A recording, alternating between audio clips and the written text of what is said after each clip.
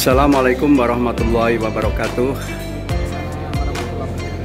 Para pemirsa Jauhar Effendi Channel, hari ini saya berkesempatan mewawancarai Ibu Dr. Hajah Sri Wahyuni SE/MSI. Beliau ini yang luar biasa ya. Beliau dosen di Fakultas Ekonomi Universitas Mula Warman. Tetapi prestasi beliau di bidang musabaqah tilawatil Quran luar biasa ya. Saya melihat beliau pernah juara anak-anak, kemudian juara tingkat nasional dan juara internasional. Dan sekarang beliau ini merupakan salah satu Dewan Hakim pada MTQ tingkat Provinsi Kalimantan Timur di Balikpapan yang saat ini sedang berlangsung. Saya mewawancarai beliau di tengah-tengah kesibukan beliau sebagai Dewan Hakim. Apa kabar Bu Sri Wahyuni? Assalamualaikum, Bu Johar. Alhamdulillah baik, sehat.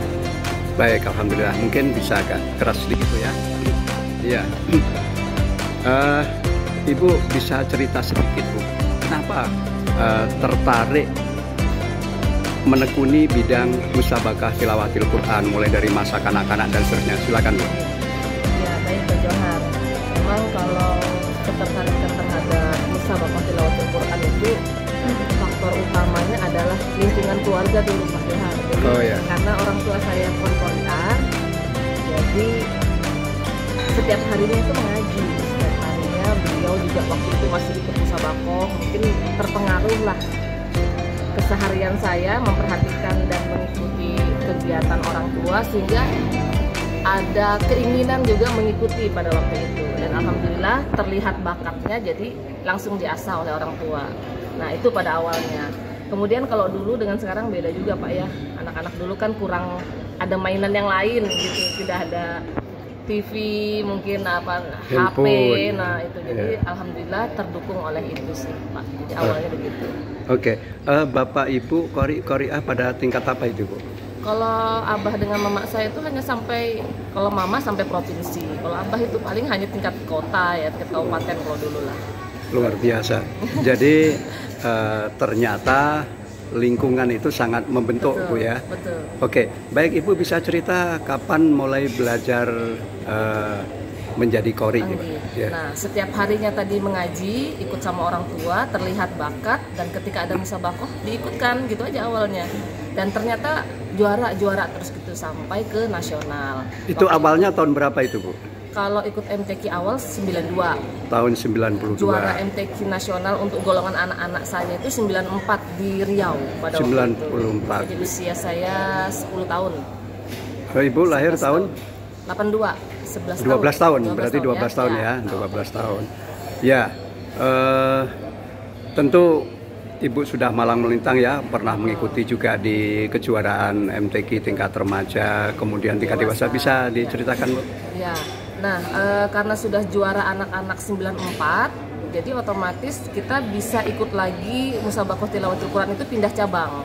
Oh. Nah, jadi pada waktu itu saya ikut cabang berikutnya, cabang 1 juz pernah, cabang remaja 2 kali tingkat nasional, alhamdulillah ya, masuk juga lah ya, walaupun harapan waktu itu.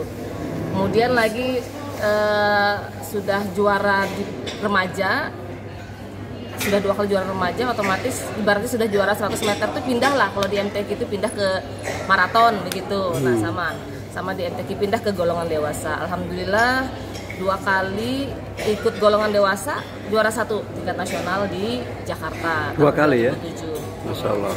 Nah kemudian setelah juara itu tahun berapa? 2007 pada 2007 waktu itu. Ya. Nah kemudian biasanya kalau juara 1 tingkat nasional itu Pak, kita akan diundang di Istana Negara begitu untuk mengaji Maulid Nabi, Isra Mi'raj gitu, atau Nuzulul Quran. Nah begitu biasanya negara akan mengundang yang juara nasional pada tahun tersebut, sehingga saya ada alhamdulillah berkesempatan lah membacakan ayat suci Al-Quran di Istana Negara pada waktu itu.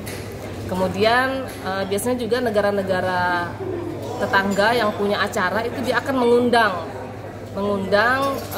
Indonesia untuk mengisi atau membacakan Al-Quran, dan biasanya yang juaranya juga, sehingga saya juga alhamdulillah berkesempatan diundang untuk baca Quran di Mesir, baca Quran di Iran, Republik Islam Iran pada waktu itu, kemudian di Brunei Darussalam. Nah, kemudian setelah itu saya ikut lagi Pak cabang lain karena sudah juara nasional dewasa ini, ikut lagi cabang Qiraat Sab'ah. Ada lagi cabang, ibaratnya sudah naik 100 meter maraton, naik lagi yang berikutnya lah gitu kan, sama lah kayak atlet. Alhamdulillah juara di Qiraat Sab'ah, diutus ke internasional lagi Pak. Kebetulan waktu itu tahun 2012 di Republik Islam Iran internasionalnya. Nah, alhamdulillah di situ berhasil Pak menjadi juara 1 dengan saingan 53 negara pada saat itu. Alhamdulillah. Nah, jadi itu Pak berkah sekilas pengalaman daripada keikutsertaan saya dalam Musabaqah Tilawatul Quran. Baik, ini prestasi Bu Sri Wahyuni ini luar biasa ya, dari berbagai tingkatan dan berbagai cabang. Kira-kira suka dukanya Bu? Ya, apa ini? Sukanya apa, dukanya apa ya? Sukanya mungkin keliling-keliling ya, tapi dukanya ya silakan Bu. Ya. Kalau sukanya ya alhamdulillah apa ya, banyak teman ya, banyak teman, silaturahmi. Alhamdulillah lagi saya berada di apa ya, mudah-mudahan Allah memberkahi karena bidang Al-Qur'an. Jadi mudah-mudahan ini juga menjadi sebuah apa ya, marwah kebanggaan gitu buat saya dan keluarga gitu. Kalau dukanya tidak terlalu banyak sih Pak. Dukanya tidak ada sih, tapi kalau upaya perolehannya itu lumayan kan, misalnya orang mungkin tidak berolahraga, saya berolahraga begitu. Orang mungkin tidak, kenapa sih Sri Wahyuni bisa berhasil terus? Ya mungkin dia tidak lihat saya orang subuh tidur, saya sudah olahraga 1 jam begitu. Sama seperti atlet. Orang mungkin tidak latihan kemana-mana, saya mau saban malam itu latihan kemana-mana gitu. Jadi vokal suara setiap hari, nah itu orang mungkin tidak tahu. Nah itu sih lebih ke situ Pak ya. Jadi kalau ingat perjuangannya itu dulu yang lumayan ya, perlu tenaga dan apa ya, materi lah ibaratnya kan, berjuang ke mana-mana kan, belajar itu tidak hanya sampai di sini gitu belajar. Tidak sama dengan orang tua saya aja, jadi harus keliling mendatangi guru-guru, melihat orang yang berhasil kita datangi apa mereka triknya. Nah seperti itu sih. Kalau duka secara ini tidak ada sih, sudah tergantikan dengan kebahagiaan yang diberikan Allah gitu kepada saya. Iya.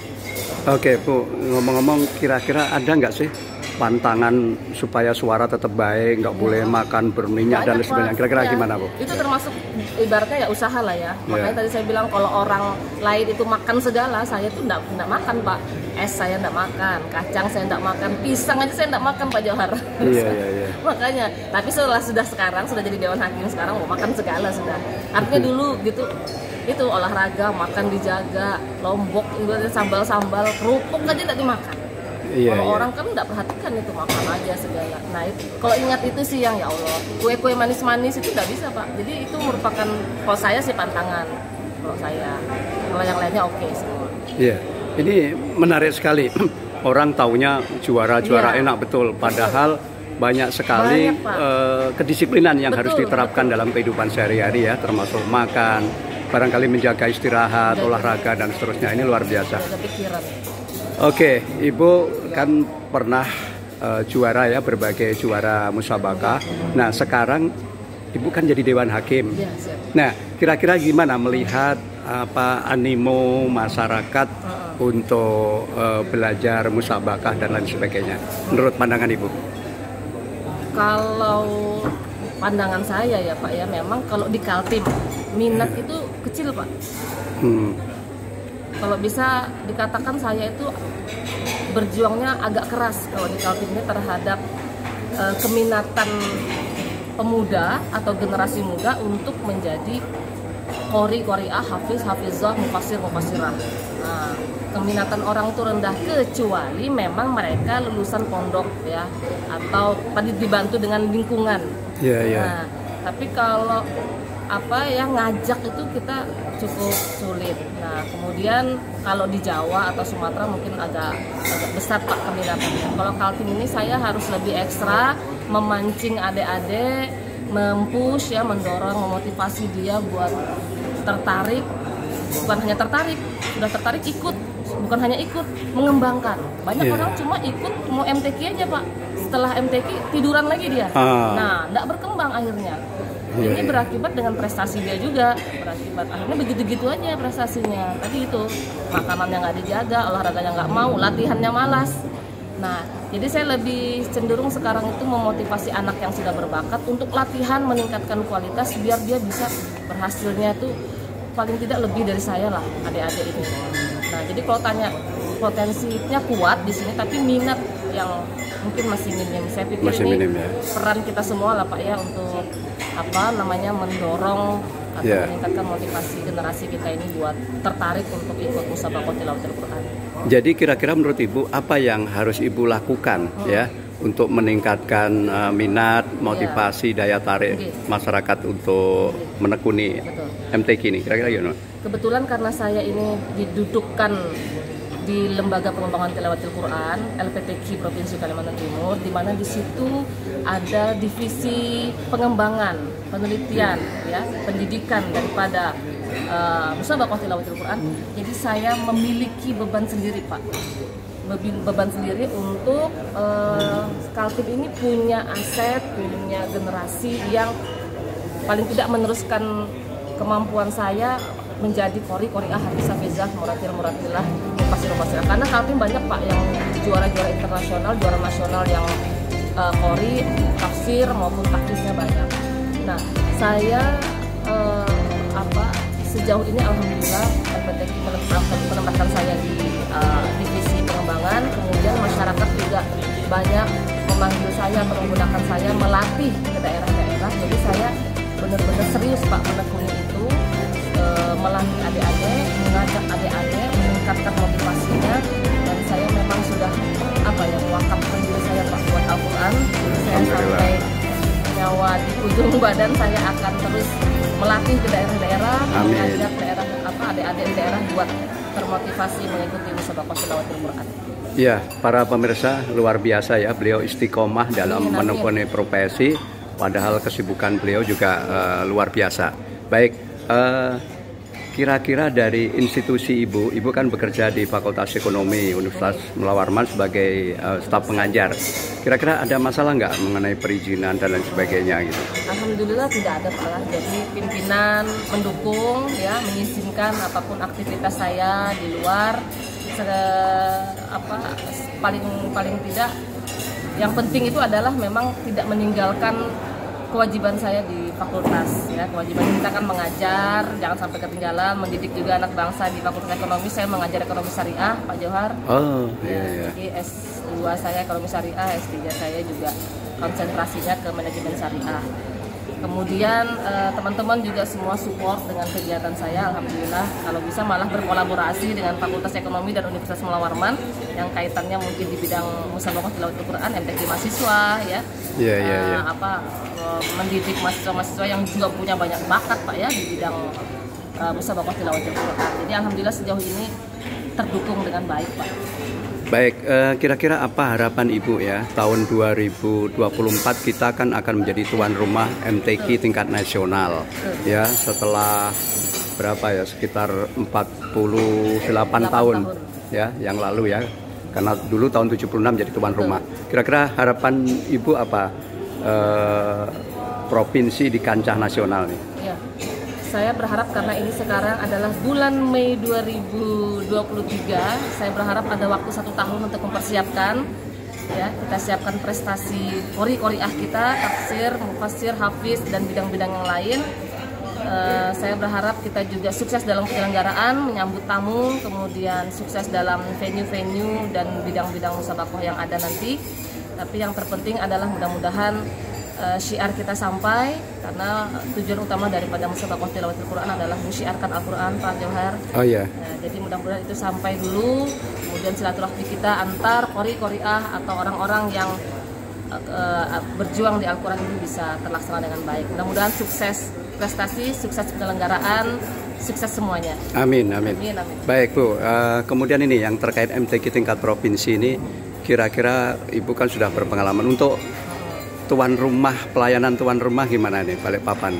Alhamdulillah bagus Pak ya, alhamdulillah. Jadi hotel yang diberikan fasilitasnya bagus, venue atau tempat-tempat pelaksanaan musabaqahnya lancar sesuai dengan apa yang kita berikan, maksudnya kita arahkan begitu dari LPTQ sejauh ini. Kemudian Qori-Qoriah pesertanya walaupun ada sedikit trouble tapi bisa teratasi dengan baik. Dewan Hakimnya juga alhamdulillah tidak ada kendala. Biasanya ada aja tuh yang sakit-sakit Pak, mungkin tidak cocok makan, tidak cocok cuaca. Ini alhamdulillah tidak ada nih. Tidak ada ya, alhamdulillah. Juga alhamdulillah lancar. Kemudian panitia juga bagus dalam hal koordinasi. Saya pikir alhamdulillah 80% bagus Pak. Alhamdulillah. Baik, terima kasih. Satu Bu ya, terakhir ini terkait dengan keluarga. Ibu punya anak berapa Bu? Kemudian kira-kira ada nggak harapan menurunkan prestasi ini kepada anak gitu? Ya, alhamdulillah anak saya 2 Pak. Yang pertama laki-laki, sekarang juga ikut MTQ di sini. Alhamdulillah. Ya, tapi cabang Syarhil Quran. Ya. Usianya berapa itu? Usianya 15. 15. Jadi masih apa? SMP kelas 3. SMP kelas 3 ya. Di MTS negeri.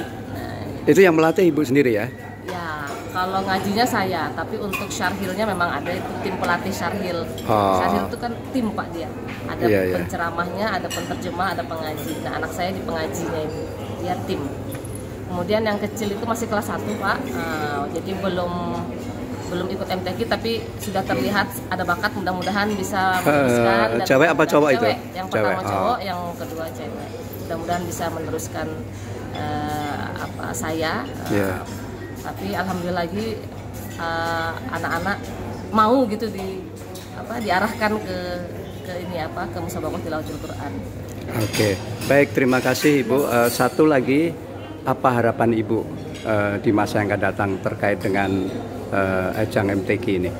Ya, kalau harapan saya yang pertama memang selain saya terus menggali potensi anak daerah Pak ya untuk ikut musabaqah tilawatul Quran, jadi menggali potensi mereka, kemampuan mereka di bagian mana yang bisa berkembang di MTQ ini. Saya juga berharap pemerintah memberikan dukungan Pak ya dan apresiasi terhadap para Qori-Qoriah, Hafiz-Hafizah dan Mufassir-Mufassirah. Jadi jangan hanya mungkin di bidang lain, mohon izin misalnya di seni dan olahraga yang didukung penuh, tapi di Al-Quran ini tidak gitu. Jadi saya harap pemerintah juga punya komitmen yang tinggi gitu ya terhadap pengembangan musabaqah tilawatul Quran. Jadi saya sangat berharap sekali pemerintah bisa mendukung sehingga anak-anak yang punya potensi ini bisa kita kembangkan bakat mereka agar menjadi lebih berhasil Pak ke depannya. Dan penerus-penerus kami ini ada gitu Pak, jangan sampai di saya saja, tapi nanti di bawah-bawah saya ini banyak yang lebih berhasil dari saya mengangkat nama agama, nama Provinsi Kalimantan Timur, bahkan negara Indonesia. Amin ya Rabbal Alamin. Baik, terima kasih Bu Sri Wahyuni. Sama-sama, ya. Saya lupa menyampaikan bahwa beliau ini juga sebagai pelatih STQ maupun MTQ tingkat nasional dan juga Dewan Hakim tingkat nasional. Jadi luar biasa, ternyata Kalimantan Timur memiliki banyak sekali ya para juara di tingkat internasional. Selamat Bu ya, terima kasih atas kontribusi yang diberikan dan semangat terus untuk membibitkan ya para peserta MTQ dari Kalimantan Timur. Terima kasih para pemirsa Jauhar Effendi Channel. Assalamualaikum warahmatullahi wabarakatuh. Sampai jumpa kembali pada tayangan berikutnya.